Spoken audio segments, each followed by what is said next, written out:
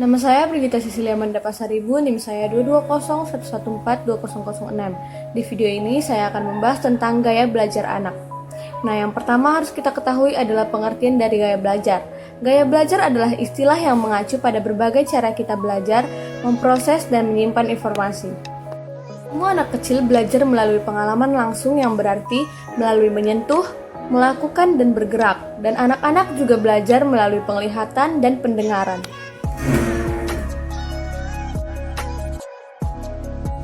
Nah, yang pertama kita bahas adalah gaya belajar audio.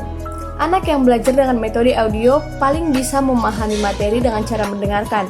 Ia akan mengingat hal-hal yang didengarnya, bukan yang dilihat atau yang dirasakan. Misalnya, anak lebih memahami instruksi yang didikte secara verbal, bukan dalam bentuk tulisan. Kedua adalah gaya belajar visual. Gaya belajar visual sangat bergantung pada alat peraga seperti gambar, diagram, tabel, film, dan infografik.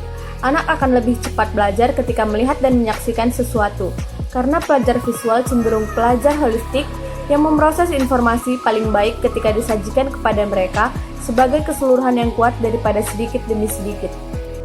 Tiga adalah gaya belajar kinestetik. Pelajar kinestetik adalah pelajar partisipatif yang aktif, yang perlu mengambil peran aktif secara fisik dalam proses pembelajaran untuk mencapai hasil pendidikan terbaik mereka.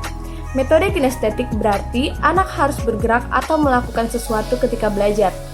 Anak dengan gaya belajar ini paling cepat menyerap materi sambil dipraktekkan, misalnya beraktivitas di laboratorium, bermain, main drama, atau sekedar bermain game sambil belajar.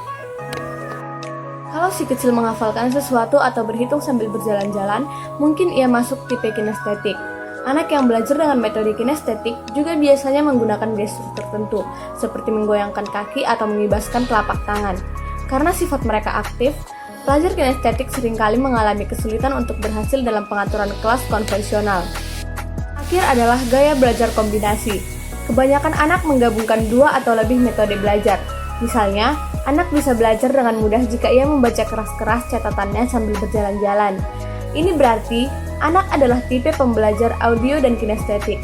Apapun kombinasi gaya belajar yang disukai si kecil atau anak didik kita, yang terpenting adalah anak merasa nyaman ketika belajar. Nah, di era new normal ini terdapat dua metode pembelajaran, yaitu yang pertama pembelajaran dalam jaringan atau daring atau yang kita kenal dengan sekolah online, dan yang kedua adalah pembelajaran luar jaringan atau luring atau yang biasa kita sebut dengan sekolah offline.